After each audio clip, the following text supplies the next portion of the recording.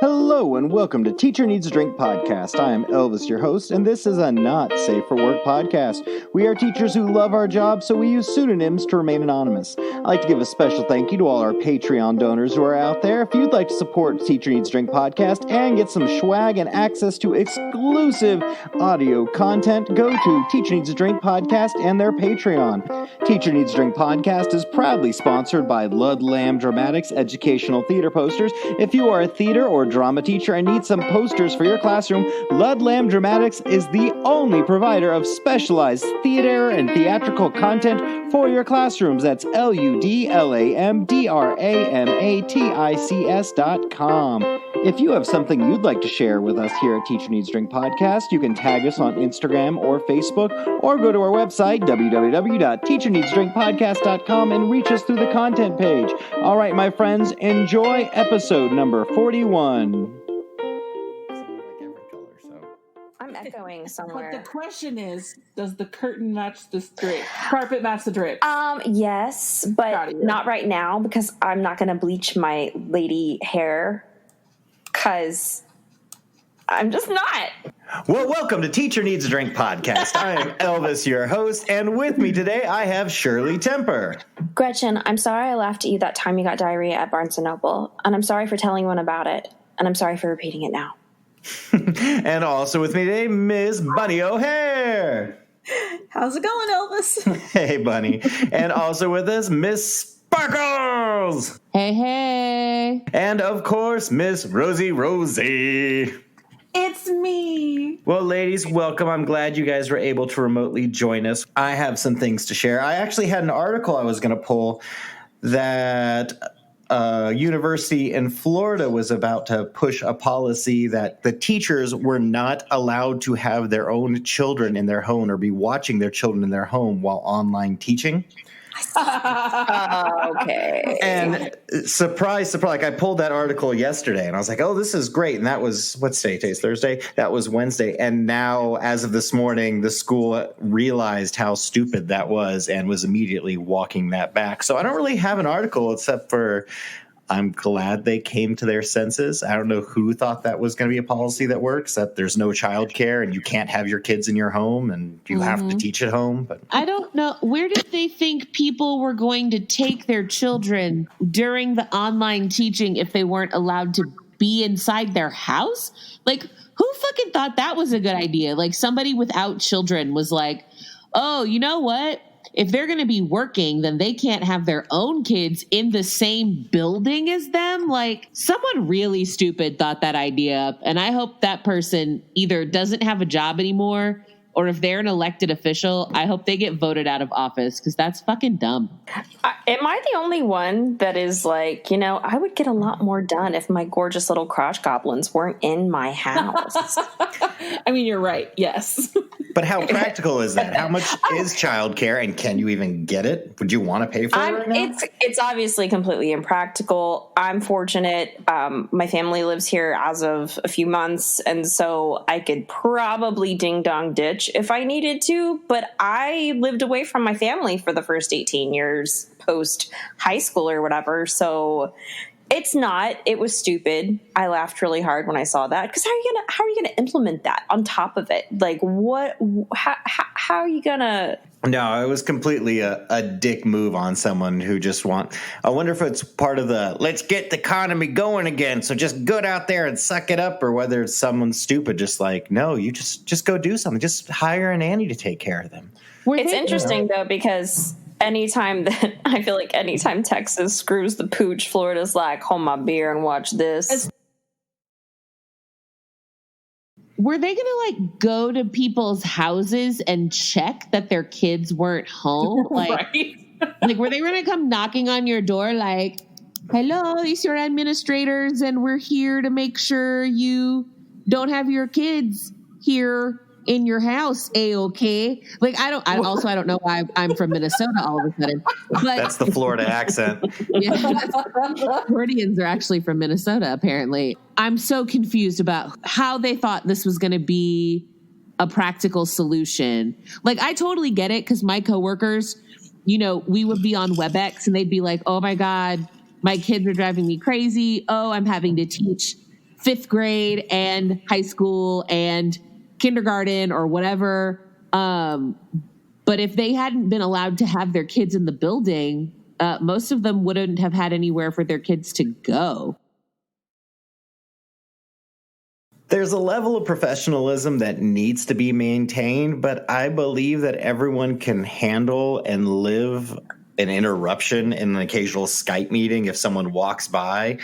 And as this becomes more normal, I think say, hey, daddy's on a call, come back, or, people are adjusting. But I don't think you need to say the kids can't be in the house, and no one's going to have to be on meetings 24/7.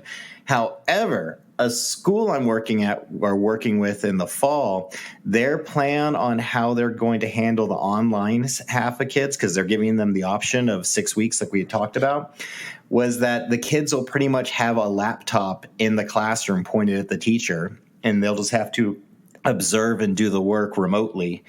And so the teacher's not going to be doing double duty. They're just going to be pretty much streaming what they're teaching the kids in the classroom. That's not a terrible idea. No, I think for the kids who have higher health risks or the parents can't do it because of not busing. At first I was like, oh my God, but I was like, it's not ideal. But as far as suggestions I've heard of teachers having to do triple duty and create online only assignments, yes, there probably will need to be assignments that are different for the kids at home because they might not, but they can still ask questions. They can still raise their hand. They can still witness what the other kids are there. It's not equal, but it's a lot better than a lot of the other things I've heard. From Reddit user Chronically Punctual. Superintendent just sent an email implying we won't wear face masks because we aren't, quote, a public space. I am absolutely scared out of my mind. At first, everything seemed to be going decently well. They sent out a plan where students would be in cohorts in different days to prevent exposure. Then this morning, the superintendent says in an email that only the front desk will be required to wear a mask in Oregon. How will any of these precautionary measures work if I'm in a confined room with kids who aren't wearing masks? I thought I was fine, but now I'm not so sure. Okay, first of all, the fact that this person put in Oregon makes me even more livid about this entire situation because of how fucking stupid people in Oregon have been about this pandemic. Not like the level of Texas and Florida stupid, but like number 3. I am right there on the same page with this Reddit user because we got word that schools in our state will be going back in person, but we've gotten nothing from the state. I've gotten nothing from my district as far as what sort of safety measures might be in place. And I am not feeling safe about it at all. Like Texas is, I think we already kind of commented, like in a race with Florida at the moment to see who can screw this up the hardest. And we're not going to be safe. It's not a question. If we go back in a building of 1,000 kids in a middle school setting where they're switching classes and there are no protective measures and we're all like closed in little rooms with each other, it's not if, it's when. No, it's a huge crapshoot right now. But the thing is, no one knows what's going on. And we're in Texas. And right now, they finally had the common sense to start walking it back and mandate that you have to wear masks around here. I went to the grocery store earlier to get a few things, to stock up because I'm feeling it's going to shut down again pretty soon. And this is the first time I've been to the store where every single person was wearing a mask, except for one guy in the parking lot. But maybe he took it off right when he walked out. I finally got to the point where I know people personally who have COVID. One of my friends is in the hospital and has been for the last 12 days. They're on the upside now, but the fact that pretty much since June 21st, he's been in the hospital, and we're in July now. And he had to have plasma, oxygen. He's finally on the uptick now. And what's crazy is the rest of his family all tested positive. They were sick for about a day or two, but for whatever reason with him, and he's a healthy guy in his early 50s, just boom, kicked the shit out of him. And so, yeah, we have a lot of teachers who are in their 50s. We have a lot of teachers with other things. We don't need to be the experimental petri dish just because they demand child care in the form of education. I was looking at our numbers today, as I do, as the paranoid that I am. And this week alone in the state of Texas, we have gone up almost 13,000 cases. Now, I know that there will be the few that say our numbers have gone up because we have tested more. However, our children's hospital, big children's hospital in where we are in our area, has said that they have had the most number, 3,000, I want to say, this weekend alone. And the doctor said it wasn't because of testing, but because all of these children were getting it from their parents or from like sports. And he said that the biggest number right now is ages 15 to 24. It's like right there, prime high school students are the ones who are the biggest cases right now. And you want to send them back to school? It's just this meme that I posted today. It was like, teachers in February 2020, you're paid too much, thanks for babysitting or whatever. April 2020, it's, you are God's creatures of light and glory. You don't get paid enough. You deserve the world. And then August 2020, sacrificial lambs. I went to the liquor store today and really into PetSmart because Kitty was out of food and was out of booze. Really, we only saw a couple of people that just weren't wearing masks at all. What I saw was a bunch of people wearing them like pulled down where their nose wasn't covered. And I'm going, Right. Guys, that's not how that works at all. I always think of that picture of like the dick hanging out over the underwear. Hey, can we have Nurse Rosie Rose talk about how stupid that is? About CO2 toxicity, About how not a you're thing. gonna get CO2 toxicity from wearing these 2-layer cotton masks. I go to the gym every day and I wear a mask, and thankfully my gym is pretty, small town. So there's hardly anybody there and we social distance, and I wear a mask. I'm very sweaty, but I sweat anyway. So it ain't no thing. This is from Reddit by This Is Not For You 11. Science teachers, have any of you encountered problems with teaching evolution or other content to students from admin or parents? Curriculum. I'm teaching Inherent the Wind next year, English teacher, and while not a completely accurate portrayal of the Scopes trial, I do plan on having students research and read about the trial and the controversy surrounding evolution. I didn't think it would be an issue when I was in school, but when I took bio in high school, early 2000s, my teachers made it perfectly clear that she didn't believe in evolution and was teaching it under duress, and then did a very bad job of teaching it. And even these last 5 years in college, I'd run into adults in my bio, psych, and education classes throwing fits about evolution being taught. So I'm wondering if any science teachers out there have experienced any pushback or resistance to teaching evolution. I'd like to give my students some modern real-world experiences to go along with the text. I haven't run into that as much. Early in my career during open house, one of my colleagues got cornered by a parent, social studies teacher colleague got cornered by a parent who wanted to know why she was going to be teaching the Holocaust, since we all know that was a Zionist conspiracy and it never really happened. Oh my God. That's a big oof. Yeah, no, that's not okay.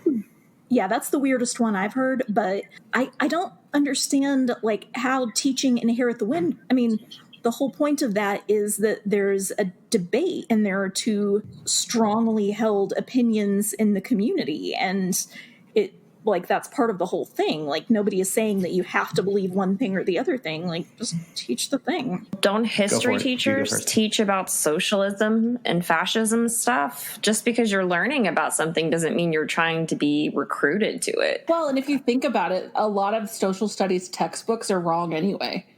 Like I know here in the state of Texas, I was teaching a 5th grade lesson that called the Trail of Tears a voluntary removal of Native Americans to Oklahoma. What? Oh, that's painful. That's painful. Yeah. And I'm like, yeah, they were crying out of happiness. Is that what was happening?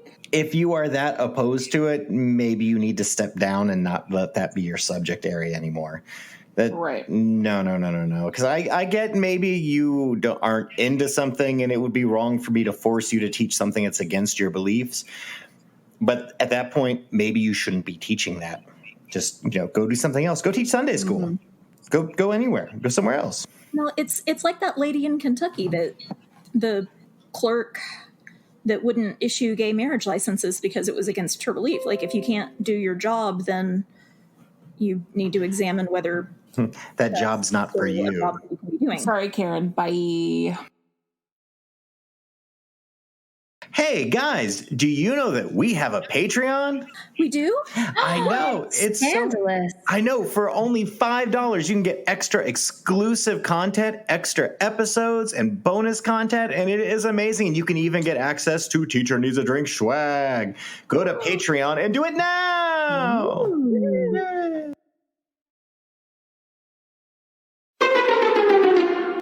All right, this one is called Grizzly Weather. Think of someone who is your friend. Do not select your best friend, but make sure the person is someone you would classify as considerably more than an acquaintance. This friend is going to be attacked by a grizzly bear. Now, this person will survive this bear attack. That is guaranteed. There is a 100% chance that your friend will live. However, the extent of the injuries is unknown. They might receive nothing but a few superficial scratches, but they might also lose a limb or multiple limbs. They might recover completely in 24 hours with nothing but a great story, or they might spend the rest of their life in a wheelchair. Somehow, you have the ability to stop this attack from happening. You can magically save your friend from the bear, but the salvation will come at a peculiar price. If you choose to stop the bear, it will always rain. For the rest of your life, wherever you go, it will be raining. Sometimes it will pour and sometimes it will drizzle, but it will never not be raining. But it won't rain over the totality of the earth, nor will the hydrological cycle be disrupted. These storm clouds will be isolated and they will focus entirely on your specific whereabouts. You will never see the full sun again. Do you stop the bear and accept a lifetime of rain? Miss Bunny? Yes, I would. Aww. Because I can cope with some rainy weather for, I'm not going to lie, it was somebody else on this podcast that I was thinking about. Rosie, what about you? I'm not stopping the fucking bear. No. They're going to live.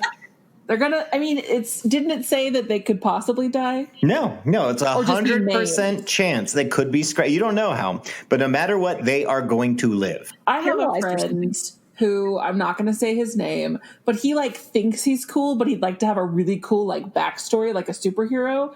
And I think he'd be like jazzed if he got the shit beat out of him by a bear.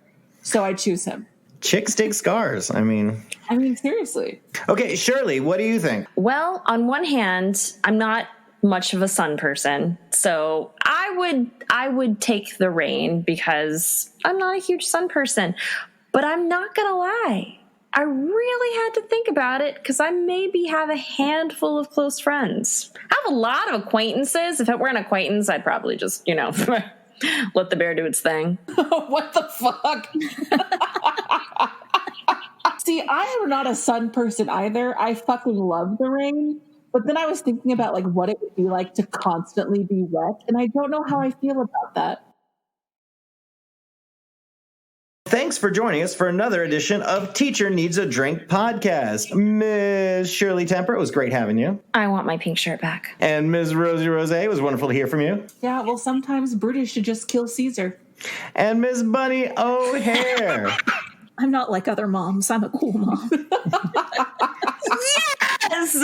And we lost Miss Sparkles during the transmission, but a good fond farewell, Miss Sparkles. I know she was there and loving in her heart and sad she wasn't able to be here for the last part of it. So, my friends, deep breaths, deep drinks, and cheers! Cheers, bitches! Cheers!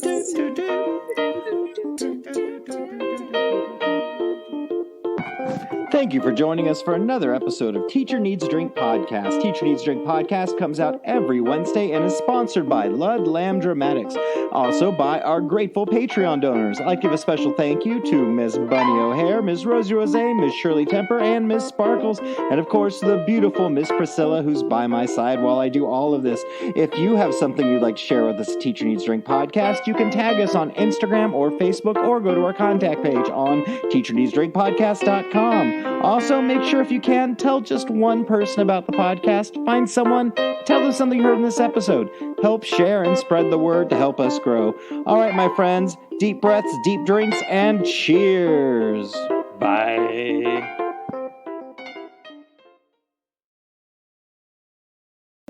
Okay. Do it or I'll fucking kill Do it. you.